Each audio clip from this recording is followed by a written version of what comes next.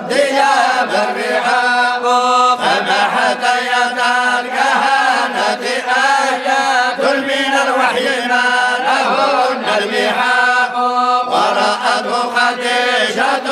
والتقى والزهد به السجية والحياء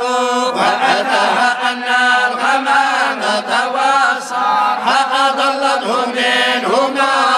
أتياه وأحدث أن وعد رسول الله بالبحث حان منه الوفاء فدعته إلى الزواج وما أحسن ما يبلغ المنى الكياء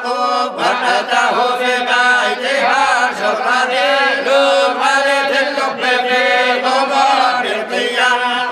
فأمط عنها الخمار لتدري أهو الوحي أم هو إيماء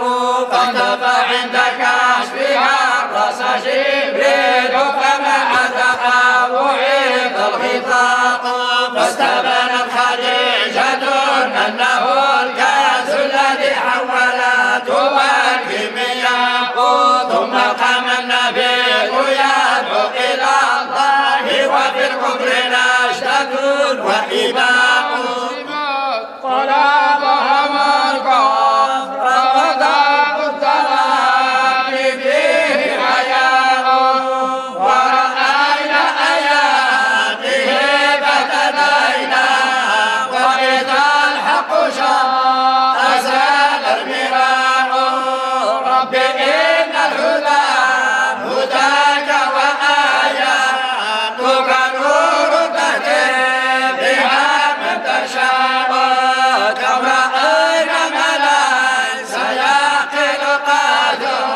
هنا ما ليس يرهم العقلاء إنما الفيل ما أتى صاحب الفيل ولم يدفع الحجاب والذكاء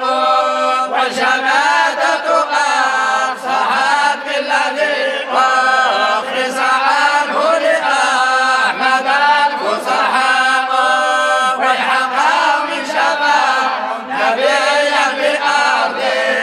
ألفت ضبابها والضباء وسلاه وحان نجيب إليه وقلاه ووده الغرباء أخرجوهم منها وآواه رحمات حمامة وأرقاء وكفات بلا سراع الكبوت مكفات الحمامة الحصاء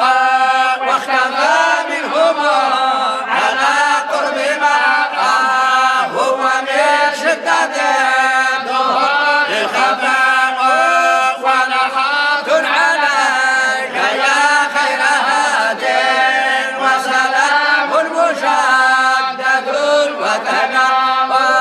وعلى الأهل والصحاب جميعا وعلى من له إليك انتماء اللهم صل على سيدنا محمد وعلى آل سيدنا محمد كما صليت على سيدنا إبراهيم وعلى آل سيدنا إبراهيم وبارك على سيدنا محمد وعلى آل سيدنا محمد كما باركت على سيدنا إبراهيم وعلى آل سيدنا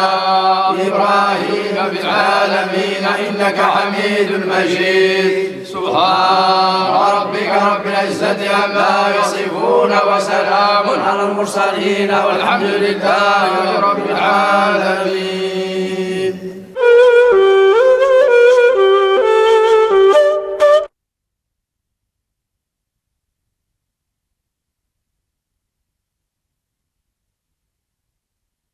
الله